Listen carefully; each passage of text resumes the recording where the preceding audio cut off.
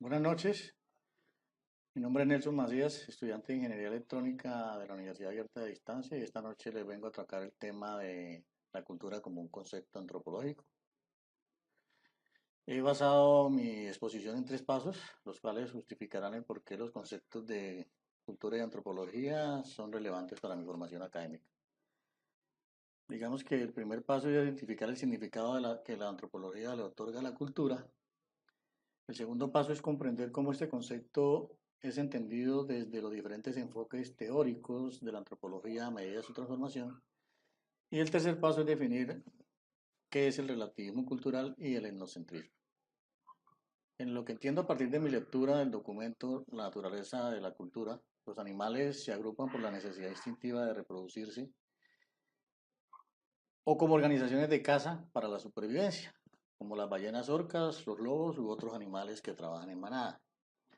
Ahora, explicado desde el punto de vista de la antropología, en la especie humana la cultura va más allá de una mera agrupación de individuos con un fin reproductivo y de resistencia biológica. A la pregunta ¿cuál es el significado que se le otorga a la cultura en antropología? Podemos decir que la cultura es el modo en que un pueblo se relaciona con su entorno, pero además con los posibles cambios que luego se pueden generar cuando alguno de sus individuos se relacione con otros que posean un modo de vida muy diferente desde el punto de vista cultural. Esto quiere decir que la cultura no es dada por la genética y que se crea mediante una relación que varía según el comportamiento humano a partir de su aprendizaje con el entorno. Ahora pasaremos al segundo punto de mi exposición que trata sobre la transformación del concepto cultura según los enfoques teóricos de la antropología y que nos dicen que existen dos enfoques, que es el materialista y el mentalista.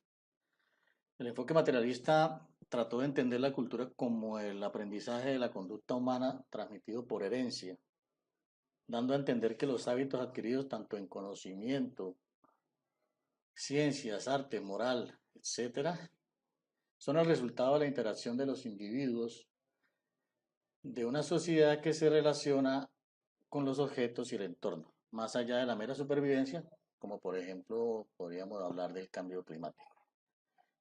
El enfoque mentalista, a partir de quienes ven la cultura como una serie de comportamientos que establece parámetros para poder relacionarse con su entorno. Es decir, ya no ocurre directamente cuando se relaciona con lo material, sino que mi concepto construye ideas para poder relacionarse.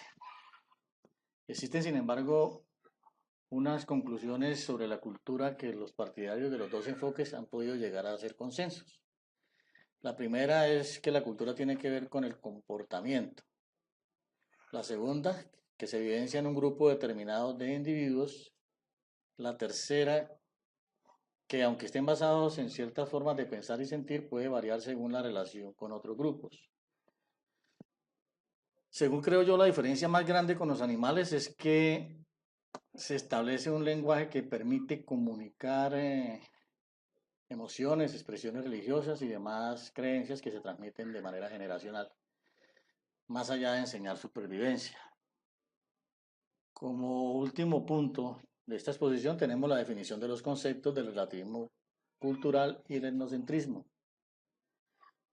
En estos conceptos encuentro similitudes que me llevan a pensar que el ser humano, en pensar en el ser humano como un animal de territorio. Digamos que el relativismo cultural implica entender al pluralismo étnico, el respeto por las demás formas de interpretar las realidades desde la cultura y desde los aspectos que hacen única y diferente a una población. Y el etnocentrismo, perdón, sigue siendo una expresión que parece un poco más animal, si me permite una apreciación, es una forma territorial de expresar que solo aquella cultura que prevalece es válida para ser llamada de esa forma, entendiéndola casi como un narcisismo y el centro inamovible de un todo. Bueno, hasta aquí mi apreciación sobre el concepto de cultura analizado desde la lectura Naturaleza de la cultura. Muchas gracias por tu atención.